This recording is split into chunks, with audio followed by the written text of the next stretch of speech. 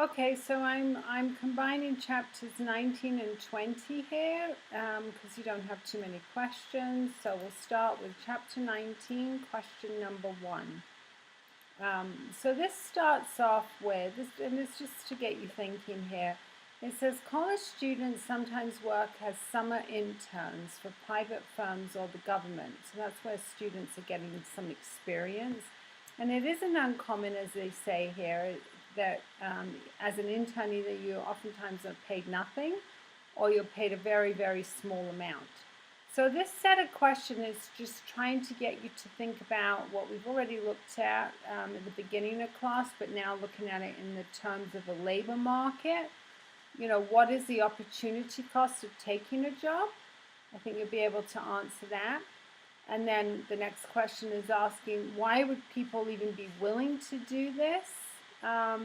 What is there a justified reason for it?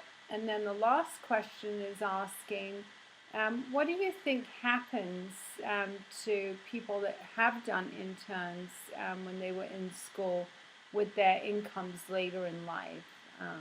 I think just thinking through this, you'll be able to answer that question correctly.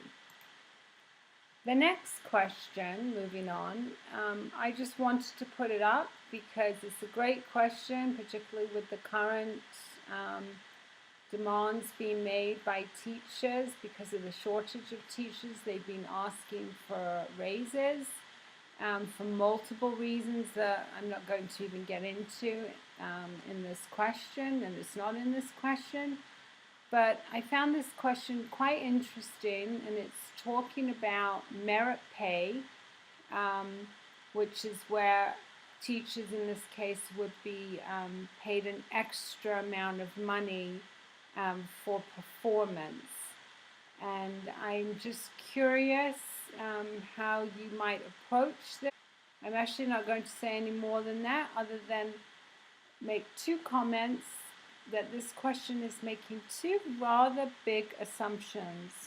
One is that teachers don't necessarily always do their best.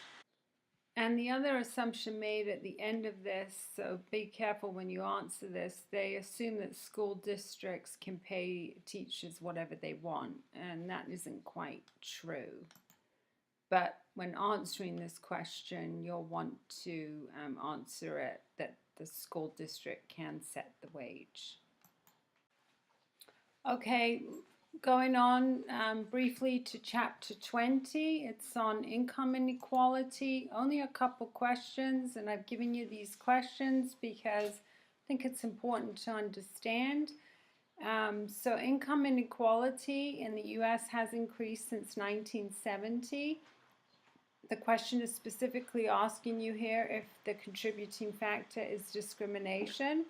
And I would just like to point out that from our discussion from international trade, the primary reason that wages throughout the developed world anyway have declined since 1970 has been due to the increase in trade. So that's something we'll be discussing a little bit more of in class.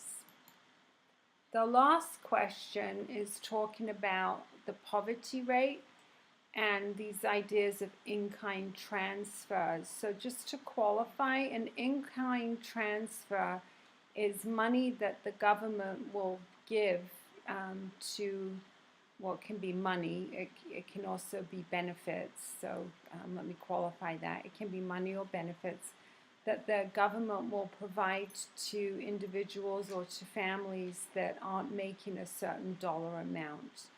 And the question is specifically talking about the largest in-kind transfer that the government provides to people today is the program called Medicaid.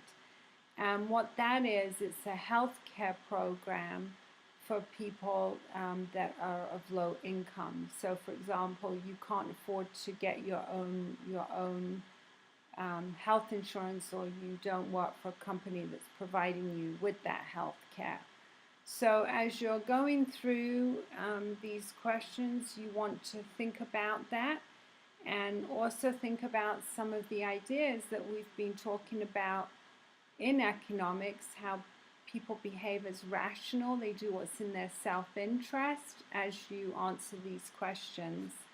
I just thought it was a good question to look at. The approach that economics oftentimes takes, whether you agree with it or not, is another matter, but it's an interesting question.